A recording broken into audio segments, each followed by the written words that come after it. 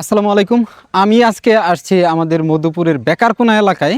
আর এই এলাকাটা কিন্তু গাঙ্গেরের পাশেই। তো চলেন বেকারকোনার কিছু অংশ আজকে আমি ঘুরে বেড়াবো, আর এই জায়গার সুন্দর সুন্দর দৃশ্যগুলা আমি আপনাদেরকে দেখাবো। আজকের ভিডিওতে আপনারা বেকারকোনার অনেক সুন্দর সুন্দর দৃশ্য দেখতে পারবেন, যেগুলো আপনাদের অনেক ভালো লাগবে। তাই সবাই সম্পূর্ণ ভিডিও দেখবেন। আর বেকারকোনার যারা আছেন অথবা যারা গ্রামীণ ভিডিও পছন্দ করেন, তারা আমার এই ভিডিওটা শেয়ার করবেন, অবশ্যই শেয়ার করবেন।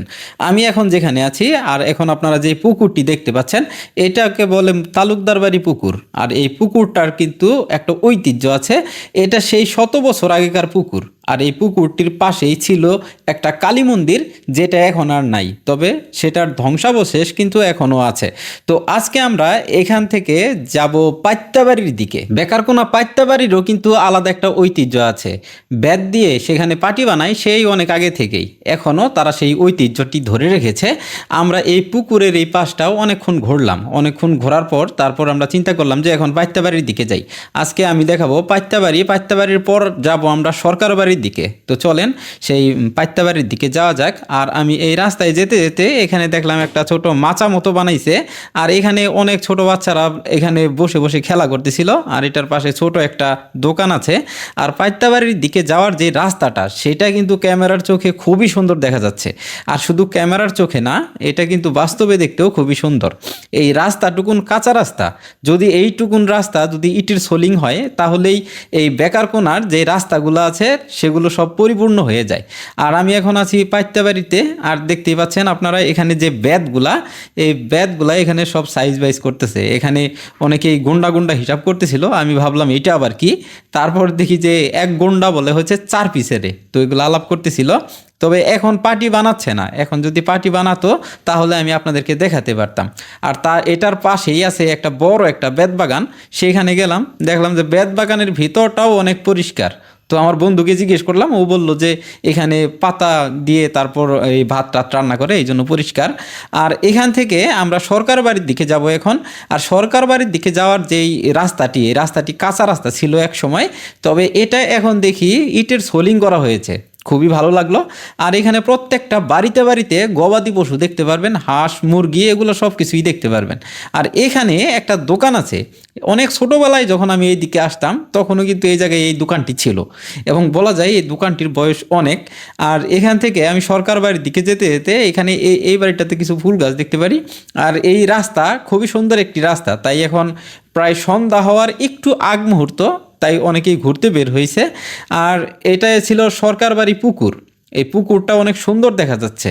আর সরকার বাড়ি যে পুকুরটা আছে, এই পুকুরের পাশে যে ছোট একটা বাউন্ডারি আছে, এখানে সুন্দর করে রং করা হয়েছে। এখানে হয়তো আরবি কিছু লেখা থাকতে পারে, আমি জানি না। আর এখানে আছে সরকার বাড়ি মাদ্রাসা। এই মাদ্রাসাটি কিন্তু মোটামুটি ভালোই পুরানো একটা মাদ্রাসা। আগে সম্ভবত পড়ানো হতো মসজিদটাতে, এটার পাশেই মসজিদ। আর এই মাদ্রাসার মাঠটা কিন্তু খুবই সুন্দর এবং পরিষ্কার, যথেষ্ট সম্ভব সাজানো গোছানো করা হয়েছে। আর এটা হচ্ছে এখানকার মসজিদটা খুবই সুন্দর। পুকুরের পাশে মসজিদটা খুবই সুন্দর দেখা যাচ্ছিল। আসলে এই সরকার বাড়ির আশেপাশে যে গ্রামীণ দৃশ্যগুলা, সেগুলো ক্যামেরার চোখে কিন্তু খুবই ভালো লাগে। শুধু ক্যামেরার চোখে না, এই দিকে যারা আছে আমি মনে করি যে তারা হয়তো বিকেল টাইমে এই দিকটাই ঘুরতে আসে। আর যেই সরকার বাড়ি যেই মাদ্রাসাটি আছে, এই মাদ্রাসার মাঠে দেখতেছিলাম অনেকেই খেলাধুলা করতেছিল। তো চলেন এখান থেকে আমরা এখন যাব নাথপাড়ার দিকে, তারপর গাঙ্গারের দিকে চলে যাব। তো এই রাস্তাগুলা কিন্তু আমার খুবই পরিচিত। আর এই রাস্তাগুলোতে প্রচুর পরিমাণে স্মৃতি লুকিয়ে আছে আমার। আর এখান থেকে নাথপাড়ার দিকে যেতে যেতে এখানে একটা মসজিদ দেখতে পারি, আরও একটা।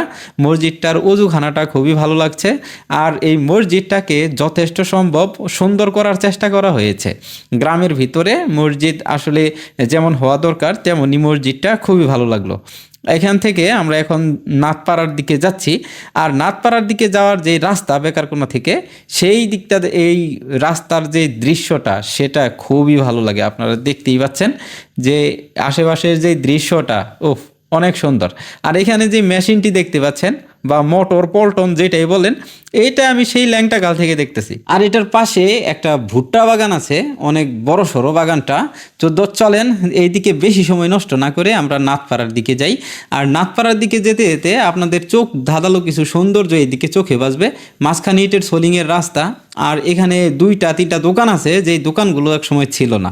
আমি আগে যখন এই দিকটায় এসেছি তখন কিন্তু এই দোকানগুলো ছিল না। আর আমার বন্ধু তরিকুল, ও আজকে সারা দিন আমার সাথে ঘুরতেছে বেচারা রোজা রেখে। হ্যাঁ, ওকে আসলে অনেক ধন্যবাদ সারাদিন আমাকে সময় দেওয়ার জন্য। এখান থেকে নাথপাড়ার দিকে আসতে এখানে একটা মন্দির আছে, এটা কৃষ্ণ যোগমায়া মন্দির এরকম কিছু একটা।